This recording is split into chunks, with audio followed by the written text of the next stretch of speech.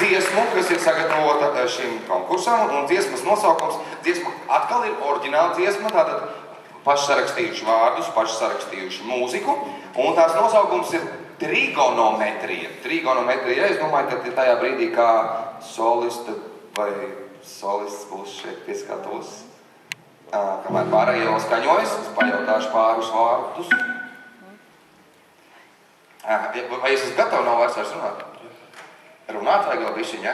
Vajag bišķiņ. Nu, tad par šo dziesmu trigonometriju, tā ir jauna, sena, kas to sarakstīja?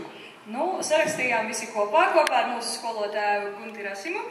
Sanāca tā, ka es un Daris mācās 12. klasē, un mums šī dziesma daudz ko nozīmē, jo ceturtdien eksāmeni ir klāt, un jā, šī dziesma ir par to, kā mums iet. Nu, klausīsimies, ļoti interesē, kā jums iet.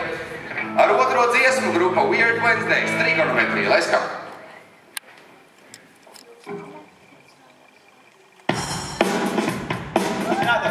Pirms mēs sākam spēlēt dziesmu, gribu iepazīstināt ar grupas sastāvu. Pie bungām Jurgis Lipskis. Basgitāra un balss Karina Sēles un tā.